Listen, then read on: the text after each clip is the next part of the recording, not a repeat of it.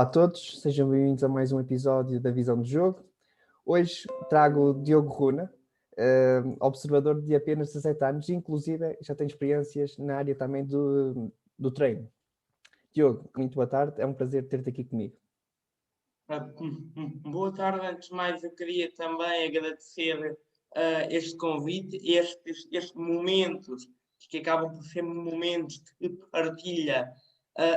Eu estou sempre disponível, ou seja, eu estou sempre disponível para ajudar e para partilhar e ainda pouca experiência que eu já tenho, que iniciei aos 14 anos, ou seja, tenho 3 anos de futebol, comparado com alguns treinadores e scouts. Ainda não é muita experiência, mas e o pouco que eu sei, eu gosto sempre de compartilhar e ajudar. Por isso, agradeço o convite. Diogo, eu vou pegar já no assunto Porto, que é, o convite surge, se não tenho erro, quando tinhas 15 anos, certo? Como é que surge e porquê é que surge?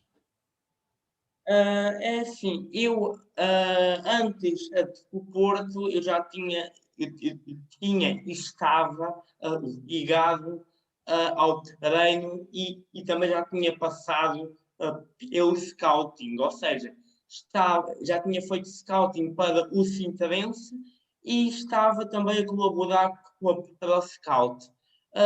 Então, e um colega que é treinador e que é scout do Porto, que a nível regional referenciou-me como possível scout, acabei por ser contratado e tive a oportunidade de trabalhar com um grupo fenomenal de scouts, inclusive o coordenador, o Tiago Botelho, que eu aprendi bastante com ele e passado.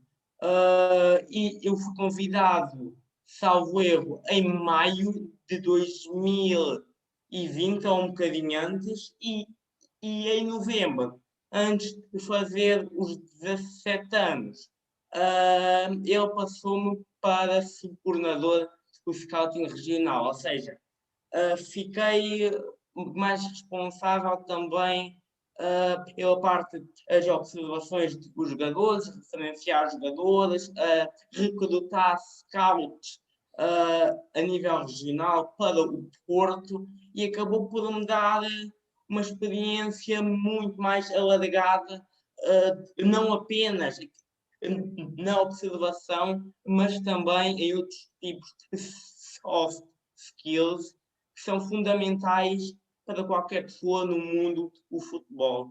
Estamos a falar de que escalões, mais ou menos? Entre sub-7 e sub-23. Ok. Tu tens 17 anos, não é? Não tens carta de condução. Como é que era feita Exato. essa observação?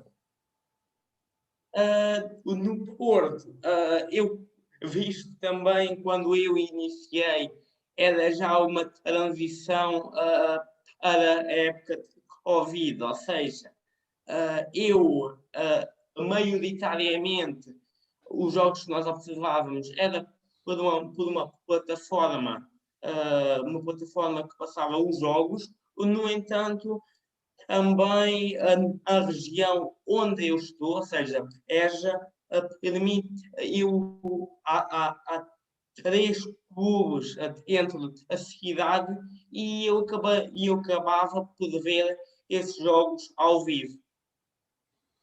Ok. Hum, Passando então para outra parte, mais para a componente do Odense. Como é que te surge também esse convite? Já agora, estamos a falar da observação do mesmo escalão? Dos mesmos escalões, Uh, neste caso? Em relação ao Odense,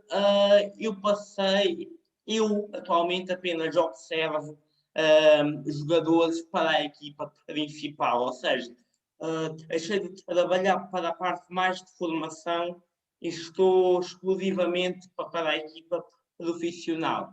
Esta oportunidade surgiu de uma forma bastante curiosa. Ou seja, eu gosto e é importante criarmos alguma networking e até para discutirmos algumas ideias, como estamos a fazer agora, e numa conversa com o diretor técnico do Villarreal, Espanha, ele já vinha a acompanhar o meu trabalho há algum tempo, já também já me seguia nas redes sociais há algum tempo, então ele conversou com o coordenador de scouting do Odense sobre mim e passado alguns dias acabei por receber uma proposta por e-mail do Odense. Giro, giro. Ao longo então destes 2, 3 anos de experiência que tu tens, conseguiste eventualmente arranjar algum jogador específico para o Futebol Clube Porto ou para o Odense? É assim, em relação ao Porto, nós tivemos, nós tivemos vários jogadores referenciados, alguns chegaram a ir a treinar e jogar no Porto, outros, que era um dos jogadores que nós tínhamos mais foco, acabou por ir para um clube adversário. Mas isso são coisas que acontecem, acaba por ser normal no futebol e em relação ao Odense.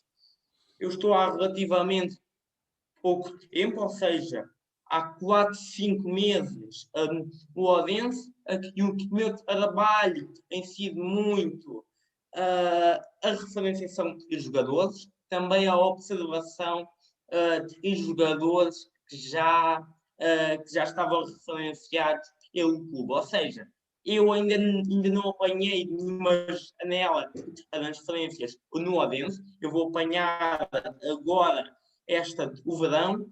No entanto, temos já alguns jogadores que foram referenciados por mim, mas ainda nenhum foi contratado, porque também ainda não chegámos à janela. Ok, ok. O Odense terminou em 9º lugar, se não estou em erro. Quais são os principais campeonatos que estás a observar e qual é o tipo de jogadores que o Odense precisa / consegue contratar? Qual é o orçamento? É assim, como deves imaginar, eu não posso entrar em grandes pormenores Claro, nesse sentido. No entanto, posso dizer que em relação aos campeonatos, normalmente são os campeonatos que acabam por ser mais acessíveis em termos de conseguirmos persuadir os jogadores que irem para o Odense, ou seja, campeonatos como a Suíça, a Suécia, países mais nórdicos também, e a Rússia, Polónia, Holanda. Esse é os tipos de campeonatos que nós observamos. E em segundo, e respondendo à segunda parte da pergunta, o tipo de jogadores, eu não posso ver as características, como é óbvio, no entanto, eu ao início tinha uma ilusão, digamos assim, que conseguia que o Odense focasse mais no campeonato português. Mas a verdade, e depois com o passar dos dias e das semanas, eu vi que acabaria até poderia ser viável, no entanto, nós conseguíamos buscar a jogadores e a outros campeonatos que fossem mais atrativos até em termos financeiros, porque o Odense não tem um orçamento muito elevado em termos salariais. Eu posso te dizer que anda à volta de clubes medianos na primeira divisão, o orçamento, e acabava por ser complicado e um pouco irreal. Jogadores que estão cá em Portugal, ou seja, um campeonato que é mais conhecido e valorizado do que a Dinamarca, irem para a Dinamarca para receberem aqui o mesmo ou um pouco mais. Também posso te dizer uma questão que acaba por ser curiosa e fazer sentido, que é que nós não recrutamos na América do Sul. Normalmente, muitos empresários e agentes contactam com jogadores sul-americanos, mas a primeira coisa que eu digo é nós não contratamos na América do Sul. Isto porquê? Há vários fatores, entre um deles é a linguagem, ou seja, a maioria dos jogadores, as pessoas da América do Sul não falam inglês, normalmente ou falam espanhol, normalmente é muito espanhol, os brasileiros para português espanhol, e isso acabava por ser um fator determinante para a adaptação do jogador na Dinamarca, ou seja, tem que saber falar e compreender o inglês. Também outros fatores como o estilo de jogo e o clima influenciam no que é a adaptação do jogador, e isso é um fator que eu considero determinante para o sucesso do jogador num clube ou não. E nós temos vários exemplos disso, jogadores com qualidade, que efetivamente têm muita qualidade, mas que se acabam por não se destacar em alguns clubes por também esse fator de adaptação ou também o fator de modelo de jogo não estar compatível com a forma que o jogador joga, e alguns fatores que acabam por pesar na tomada de decisão do que é a contratação do jogador. Mas, Diogo, falaste aí de Portugal, do campeonato português. Eu, honestamente, não me acredito que um jogador que esteja na Primeira Liga, em princípio, tenha, por exemplo, vontade de assumir um campeonato dinamarquês, não é? Tanto daquilo que já referiste em termos orçamentais, não é? Em termos de salários, se vão ganhar o mesmo, em princípio preferem estar mais perto das suas famílias. E, geralmente, a não ser que não tenham disponibilidade, não tenham minutos em alguma equipa da Primeira Liga e eventualmente queiram dar um passo desportivo para ter mais minutos. Mas eu acredito que, por exemplo, jogadores do Campeonato Nacional de Séniores possam ver com bons olhos uma ida para a primeira divisão da Dinamarca. Já ponderaste sobre isso? Isso curiosamente, é as perguntas que mais fazem. No Campeonato de Portugal, eu posso dizer que nos dias em que tenho menos trabalho, é o campeonato que eu mais acompanho, é um campeonato que eu gosto de acompanhar, que efetivamente há jogadores com muita qualidade, até jogadores que têm capacidade para jogar facilmente numa equipa de primeira divisão. No entanto,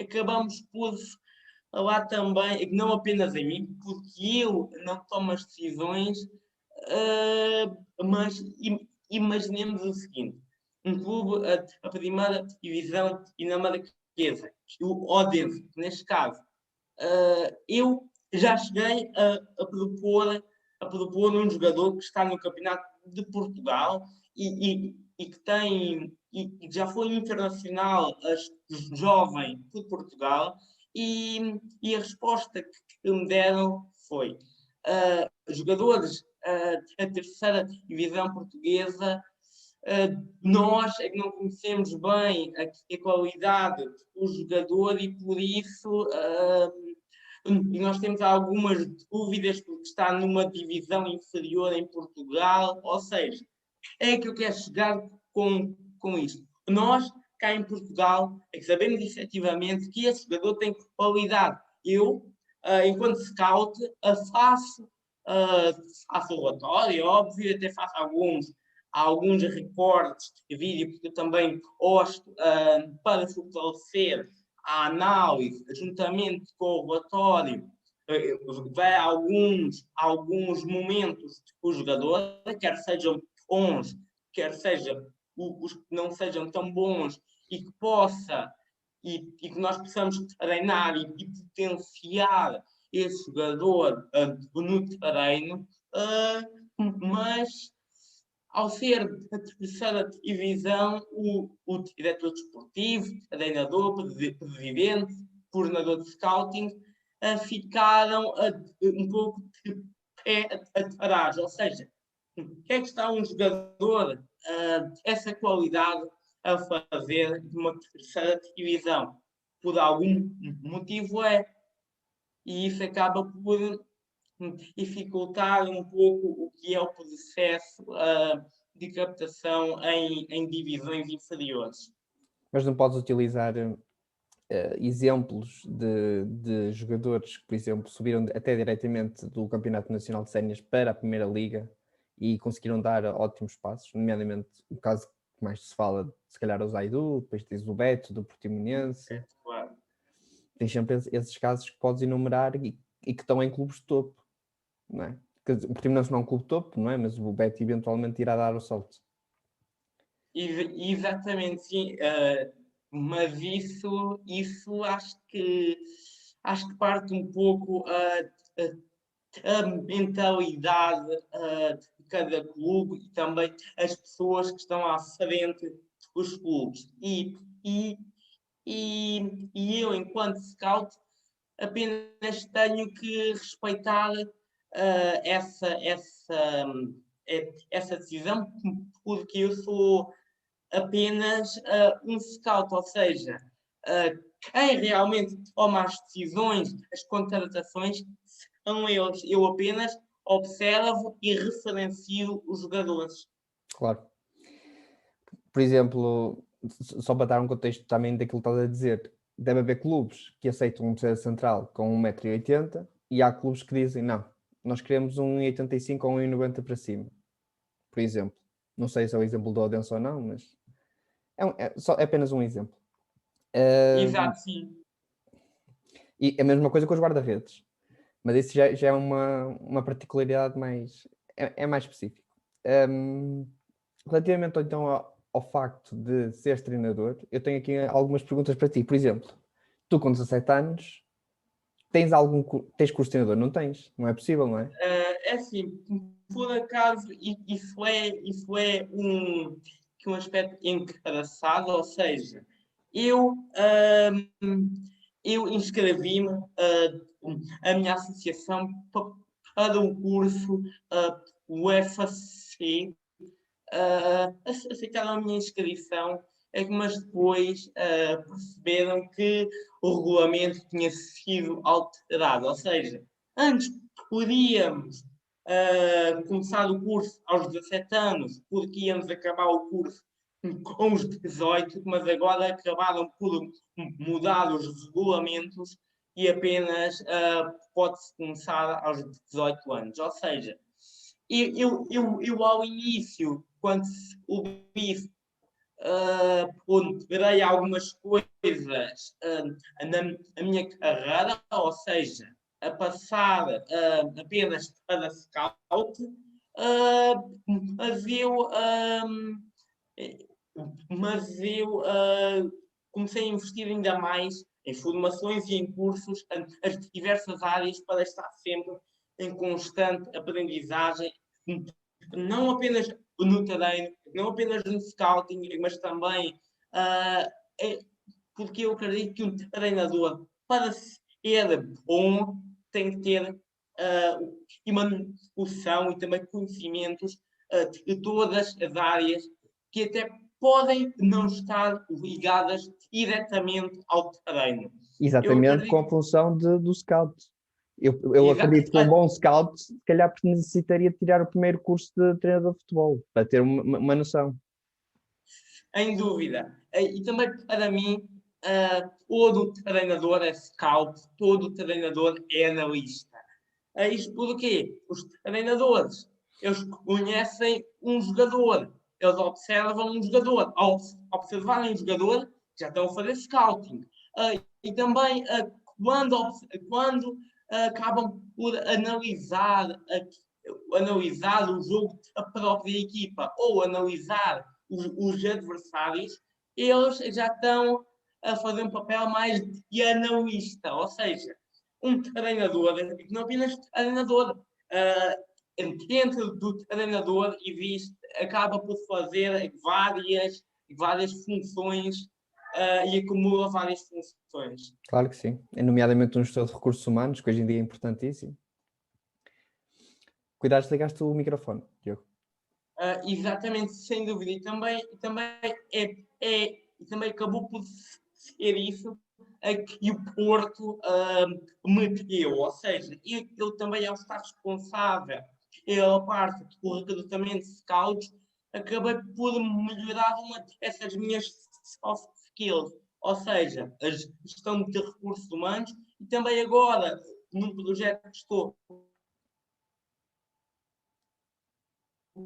simultaneamente, em que consultoria a Scout for Win, e eu estou com um departamento de scouts de sensivelmente 20 scouts e, portanto, ao gerir este scout, ao recrutamento de scouts, ao referenciar jogadores para os scouts observarem, acabo por também melhorar no que é esta minha soft skill de gestão dos recursos humanos, também é fundamental.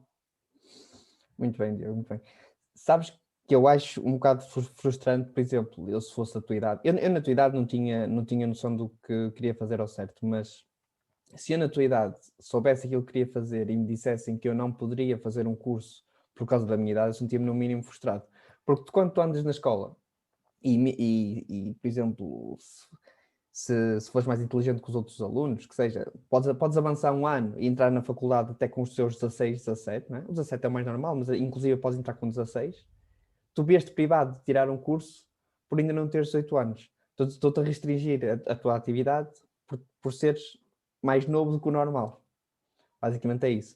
Mas ainda sobre isso, eu vi aqui há cerca de um ano que o Futebol Clube do Porto tinha um curso de treinadores para a malta mais jovem. Se eu não estou em erro, era desde os 15 anos. Eu não sei se ainda tem, mas podes tentar confirmar isso. Mas não era o nível 1, era algo diferente, certamente. Ok, sim, é assim, mas isso também ainda voltando em relação ao não conseguir ter entrado no curso, e eu acho que não acho que acabei por não terminar. Eu, esse momento eu ponderei várias opções, nomeadamente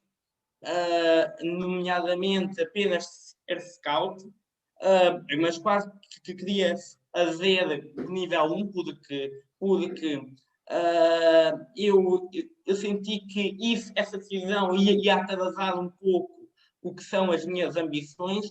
No entanto, esta época, em princípio, eu posso dar aqui uma notícia em primeira mão, vá.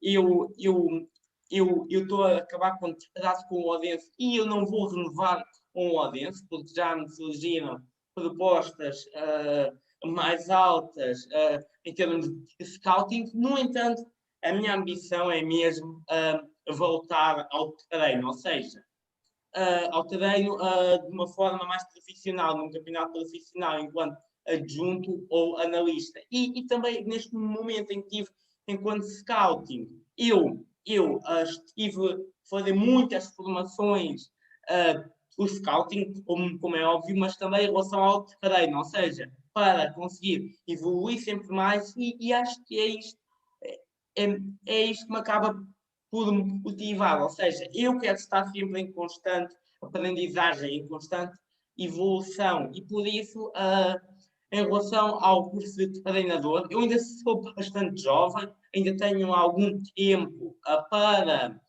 para retirar o curso e também na próxima época eu já vou ter os 18 anos e tenciono fazer o curso. Ou seja, eu até penso que consegui aproveitar, como tenho aproveitado todas as minhas outras situações, as coisas podem não ser tão positivas e transformá-las sempre em motivação e em coisas positivas. Eu acredito que isto é fundamental para que nós tenhamos sucesso e alcançarmos o que nós queremos. Tens uma forte mentalidade para 17 anos.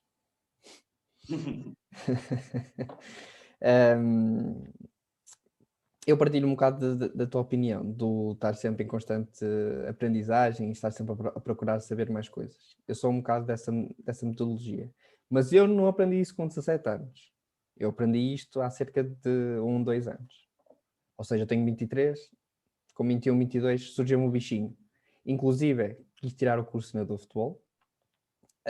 Fui privado por causa do Covid, que eventualmente fecharam e não há estágios, não é? E agora vou retornar a meio de junho.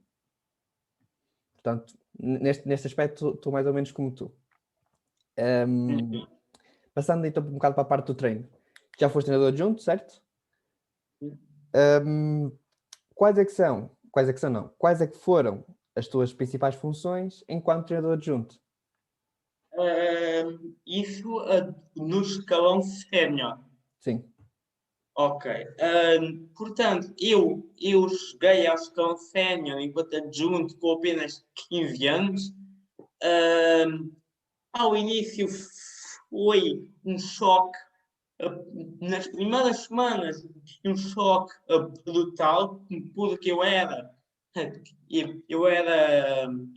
um jovem que tinha acabado de assumir pela primeira vez uma equipa de sub-9, ou seja, miúdos de 7, 8 anos, e depois é que na temporada seguinte acabo por ser convidado para uma equipa sénior, junto numa equipa que disputa a primeira divisão distrital e que pela primeira vez na sua história disputou a taça de Portugal, que nós chegámos até à segunda ronda, mas em relação às minhas funções, e voltando agora à pergunta, após esta pequena contextualização, eu, as primeiras semanas, acabei por estar um pouco mais, digamos, retraído, ou seja, esse choque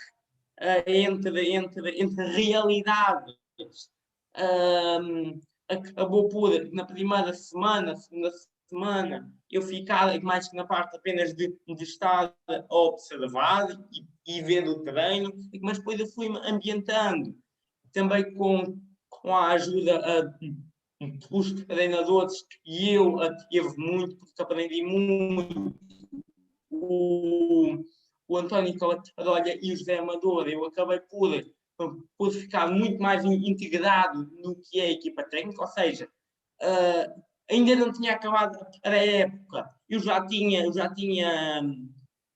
vários papéis importantes na equipa, ou seja, as minhas principais responsabilidades eram a análise da equipa adversária, claro, eu podia dar feedbacks no jogo e também no treino, instruções, também podia, por exemplo, muitas vezes aconteceu em uma parte a palestra antes do jogo, eu ficava com essa responsabilidade numa parte específica, normalmente mais voltada para a equipa adversária e para o jogar a equipa adversária, e acabava a ser muito por aí, ou seja, eu tinha bastante independência no que era que o controle, o treino, os feedbacks, as instruções. Eu próprio cheguei a ficar responsável por alguns grupos de exercícios, também pelo aquecimento, ou seja, as funções normais e um adjunto. Apesar da minha idade, eu senti que para eles isso era apenas um número e eu era um adjunto como se fosse outro qualquer, independentemente da minha idade.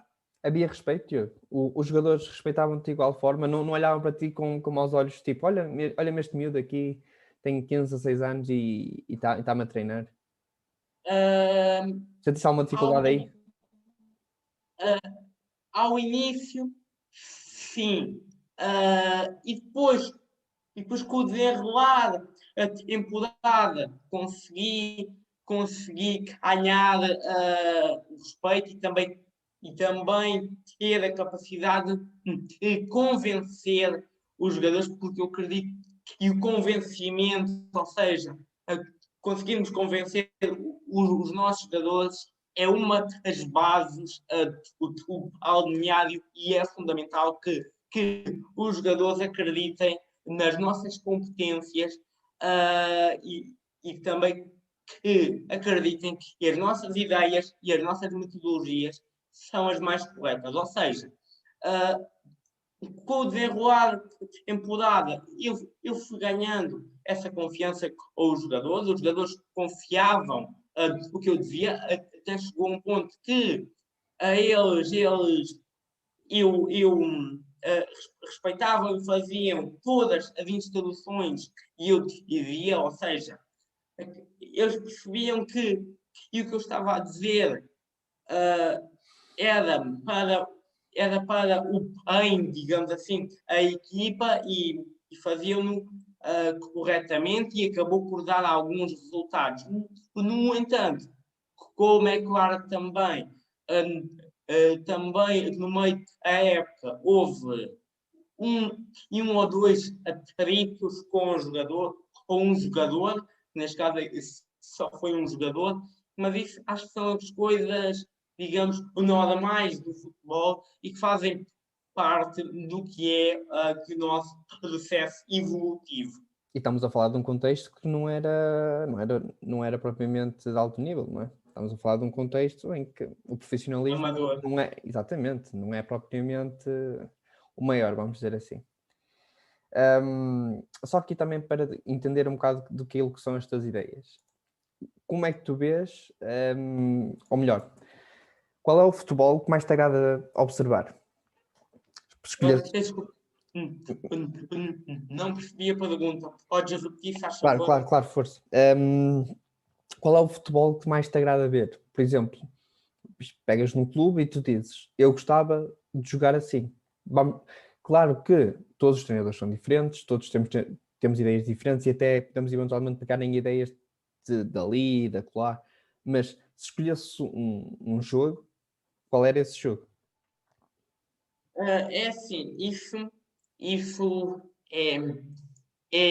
é o que eu considero das coisas mais variáveis de futebol. Ou seja, eu tenho a minha ideia de jogo, mas quando eu chego a um clube, eu tenho que mudar essa ideia para um modelo. E depois Claro, é que claro. nesse modelo, e depois é que nesse modelo eu tenho que adaptá-lo consoante as características do jogador, a filosofia do clube, etc. Sim, Mas sim, sim. agora, em relação só à minha ideia. Num A contexto minha ideal, ideia, num contexto ideal. ok. Normalmente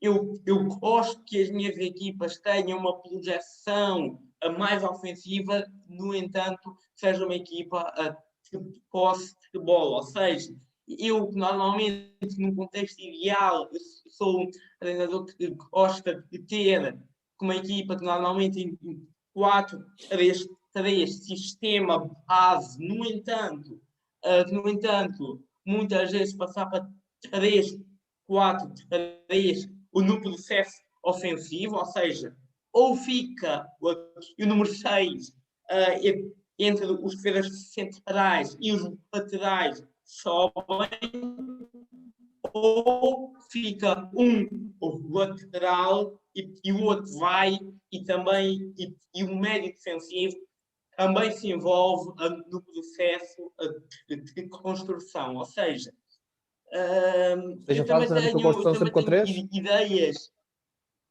A tua construção vai sempre com 3? Exatamente. Mas imagina que só tens um avançado a pressionar a tua defesa. Vais sair com 3 ou só queres sair com 2 e deixar o outro jogador mais aberto?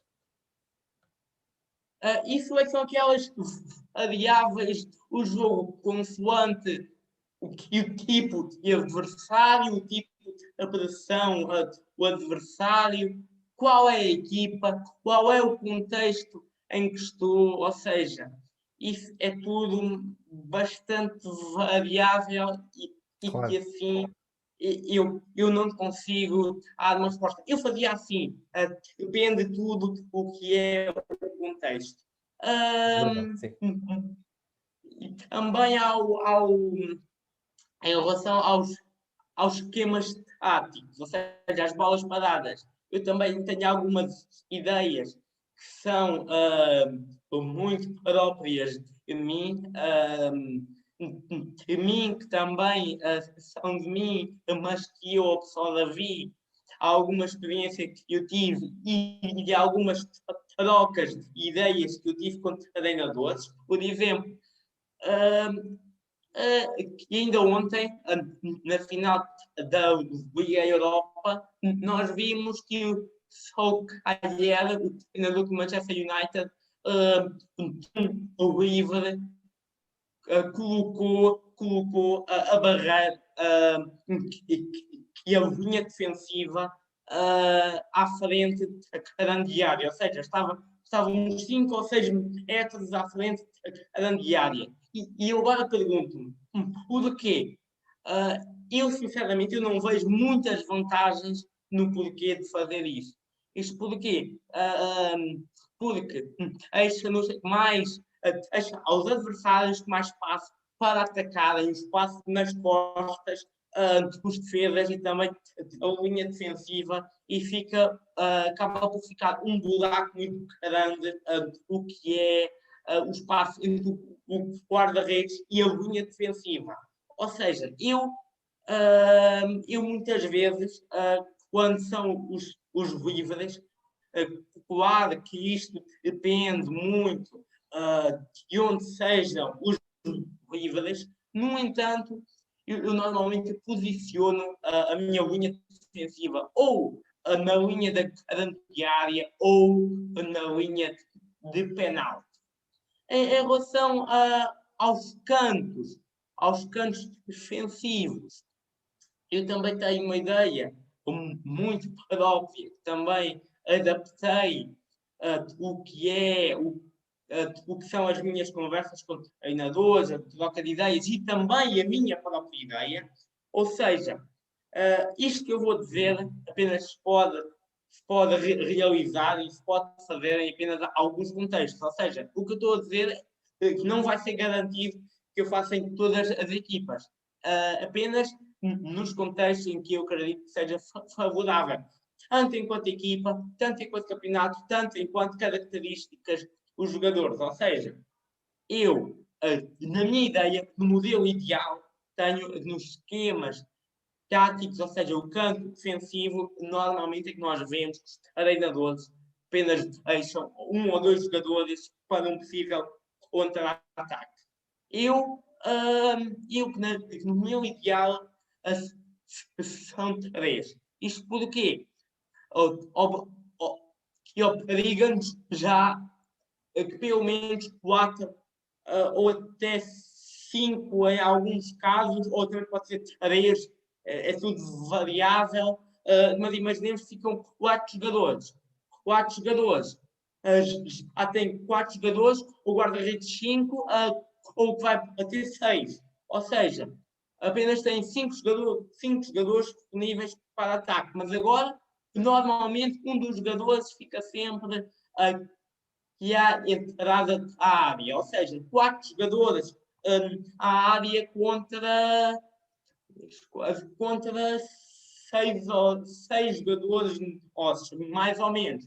4 para 6, ou seja, já conseguimos ganhar alguma superioridade no que é e a área e o ponta da outra área. E agora, além disso, ainda há um outro aspecto. E o guarda-redes. O guarda-redes tem muito mais espaço a se mover e para poder atacar a bola, porque estão menos elementos entre a área. Mas isto, claro, é muito variável. Tem de ser jogadores com certas características, um guarda-redes que tenha um jogo de mãos para atacar a bola, ou a impulsão, a boa capacidade para sair entre os postes. É claro que isto é tudo variável, mas é que o meu ideal é assim, isto claro, este momento, porque tal como eu, as minhas ideias também estão sempre em constante evolução. Claro.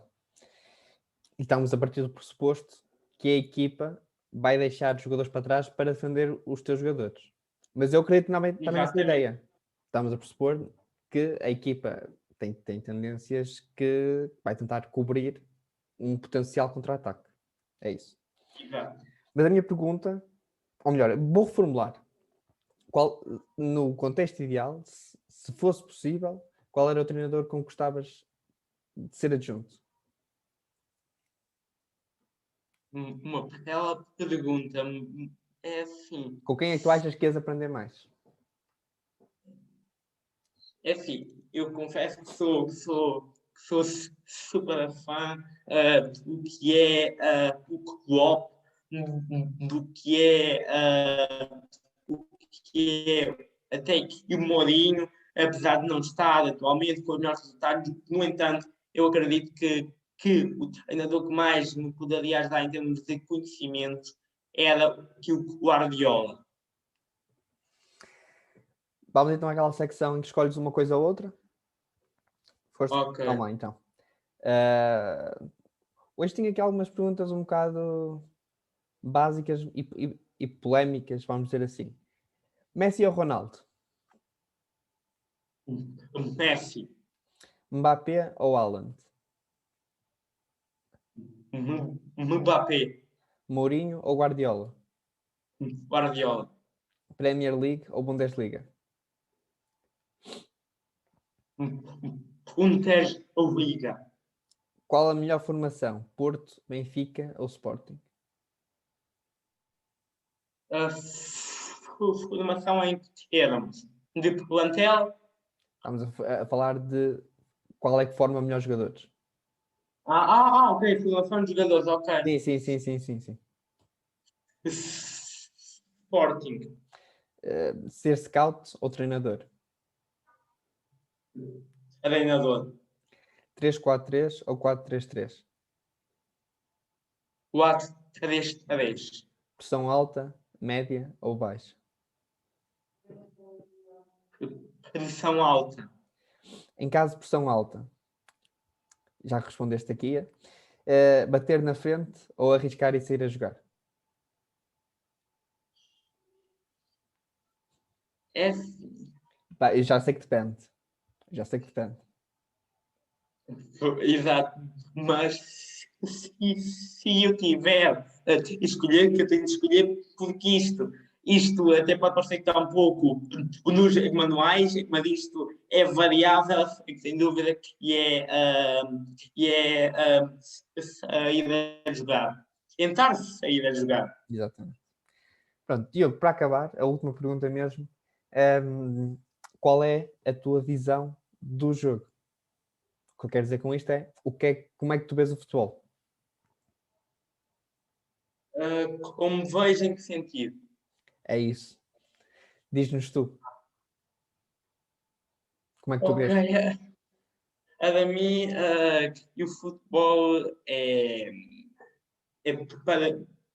para já que o futebol é que o melhor desporto do mundo, o futebol faz-nos aprender coisas que nós conseguimos levar para o resto da vida, e não apenas enquanto desporto, mas também enquanto formador de pessoas e de homens e também de mulheres, porque o futebol não é só futebol, é muito mais do que futebol, também acaba por funcionar como um formador de personalidades, um formador um formador de pessoas, como já disse, também acredito e eu acabo por ser um desses exemplos. O futebol muda completamente a vida das pessoas, maioritariamente para melhor. Acredito que isso tenha acontecido